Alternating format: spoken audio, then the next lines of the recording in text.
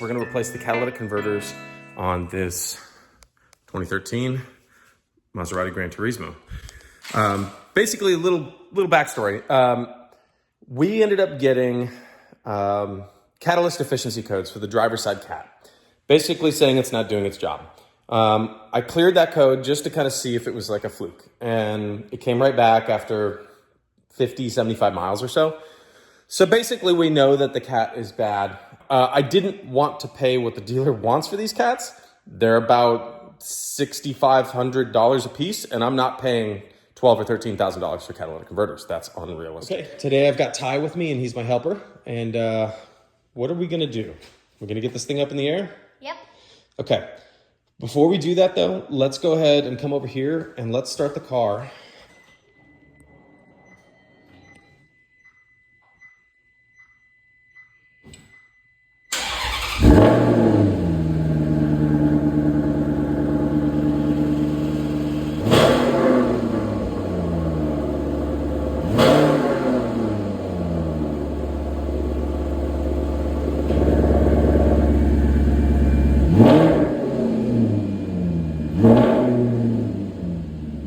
So this is what comes in the box when you buy sport cats from Urutu Performance. And these are really, really good quality. I think they're stainless steel. They look like the welds are pretty decent. Comes with the clamps and all the other hardware here. Hold this T. It also looks like they come with O2 eliminators, or basically just restricts the flow to the O2 sensor. These are really, really handy.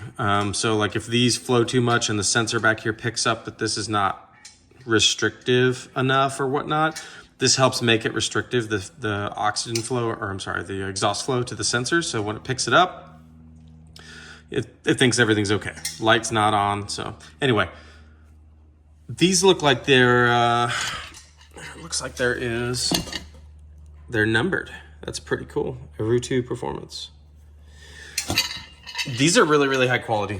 The insides of them look pretty decent too. Oops.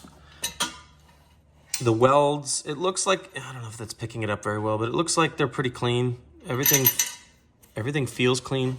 There's no like burrs or anything. This looks like a pretty decent little replacement / upgrade.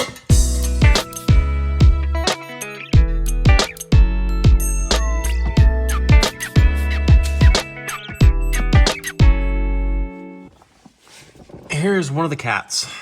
The passenger side catalytic converter. Driver's side's over there. We already started loosening some of these bolts, but this has got to come loose. I think there's another one right here on the other side. And then right here to the main bracket here under by the transmission and whatnot. That'll come off. And then down here at the end, there are these clamps. I don't know if you can see these or not. But there's one on either side. Those will have to come loose right before the resonator. And then up here, you can kind of see, where is it? There's one bolt back here, I think, yeah. There's one here on the side, you can kind of see it. There's one back there. This one looks like it's not gonna be fun, but there's also an O2 sensor here in the front, and then there's one here in the rear. So we'll have to take those loose out first. I think the harness tucks up under here, underneath the oil filter, so I don't know how far down that harness runs, but we'll have to find out. But let's get some of this stuff loose and get these out. A neat little trick that I have to share. So when you try to take these cats off, you've got this resonator here, okay? And you'll see that basically you can kind of tell, I don't know if you can see this or not, but there's a slot right here. When you tighten the clamp, it basically compresses this together. So when you try to pull this cat out, if you look, everything is kind of jammed in there, and it's like you hit the motor mounts, so it's not easy to take it out. So you need room. So basically the easiest way you can do this, hook up a ratchet strap around here, around the front, in between these two pipes, all the way to the back, and there's a bracket that's right there in front of the differential. So if you just crank on it a little bit, it's gonna pull the exhaust pipes backwards towards the rear of the car, giving you that 1/2 inch to 1 inch that you need to slide this out. So I've already got one of them out and I only have 2 hands free, so I can't necessarily just show you how to pull it out like that, but it literally will move forward about 1 inch or 2 and then it'll fall out of the back there and you can just drop it to the floor. But everything was pretty easy. One thing I will say that does suck is on this one here on the driver's side, which is the one we're thinking is in question in terms of being broken. We broke 2 studs taking this thing off. And thankfully the Urutu cats look like, let me pull out from underneath here and I'll show you these Urutu cats actually come with bolts and nuts. So I think what we're gonna have to do is more than likely on the car, we're gonna have to drill out the busted stud so at least there's a hole and then we can get these to mount on. It's not ideal, it kind of sucks. I had a feeling it was gonna happen, but it is what it is. So, all right, so we have the cats installed. It was kind of a little bit of work. I didn't have enough free hands to kind of show you everything, but they're installed. Let's see if I can zoom out here. So they're bolted up to the flanges. O2 sensors are installed. Here's the adapter with the rear O2 on each one. I still have to put on a bracket that goes right here that goes across and attaches to the bell housing of the transmission. But I'll do that in a little bit. But everything fits nice. This is a really high quality product so far. So we'll turn on the car and we'll see what it sounds like here in just a few minutes.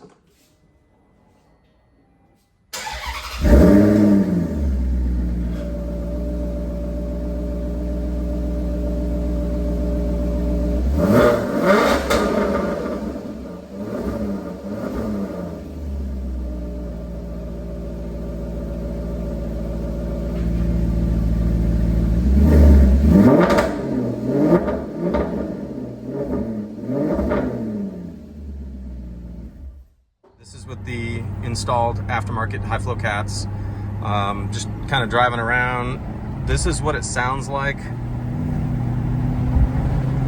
It's not very loud. It doesn't drone a lot at all. But when you put it in a sport mode, it's a little different story. It gets pretty rowdy. So we'll change that up here in just a second.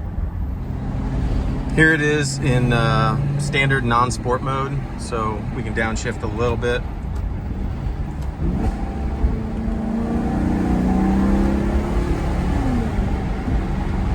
It's not too loud. It seems to be pretty tame actually. It's not too bad.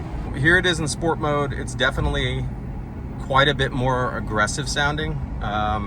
Keep in mind we still have the factory mufflers. We still have everything else is factory resonators. It's just the cats that have been replaced. So